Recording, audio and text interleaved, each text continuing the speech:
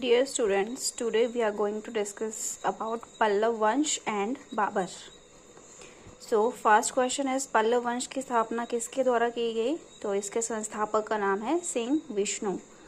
पल्लव शब्द का अर्थ होता है लता। बैकुंठ के पेरुमल मंदिरों का निर्माण पल्लव शासकों द्वारा कराया गया और कांचीपुरम के कैलाशनाथ मंदिर पल्लव राजा नरसिंह द्वितीय द्वारा बनाए गए। Capital of Pallavas is Kanchi. तो ये था पल्लव वंश के बारे में कुछ मेन क्वेश्चंस।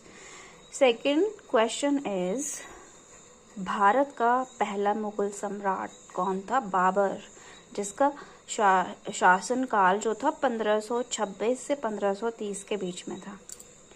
बाबर के कुछ युद्ध हैं, पानीपत का युद्ध और खानवा का युद्ध और दो और युद्ध हैं जिनके बारे में हम डिटेल में डिस्कस करेंगे। तो बाबर का जो पहला युद्ध था ये 21 अप्रैल 1526 को लड़ा गया बाबर और इब्राहिम लोदी के बीच में। और इब्राहिम लोदी जो थे वो अंतिम शासक थे कहाँ के? दिल्ली सल्तनत के। और इन दोनों के बीच जो युद्ध लड़ा गया उसको कहते हैं पानीपत का युद्ध, क्योंकि ये पानीपत के मैदान में लड़ा गया था और इसमें जीत जो थी वो बाबर की हुई। और इसके बाद इस युद्ध के बाद जो था वो भारत में मुगल वंश की नींव रखी गई। बाबर की आत्मकथा जैसे कि क्वेश्चन भी आता है, उसका नाम है तुजुक ए बाबरी और ये कौन सी भाषा में लिखी गई? तुर्की भाषा में।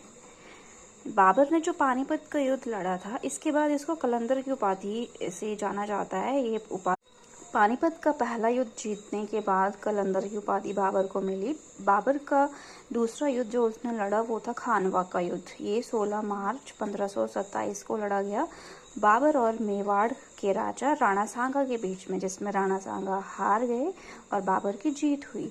और खानवा का युद्ध के बाद बाबर को एक और उपाधि मिली, गाजी की उपाधि। इसके बाद बाबर का जो तीसरा युद्ध है वो था चंदेरी का युद्ध, जिसमें बाबर जीता और मेदिनी राय हार गया।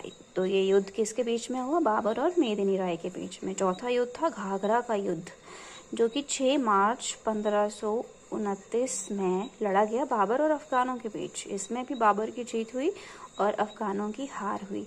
तो आज के लिए इतना ही काफ़ी है। आज हमने पढ़ा बाबर के जो 4 युद्ध थे वो, और थोड़ा सा हमने पल्लव वंश के बारे में डिस्कस किया।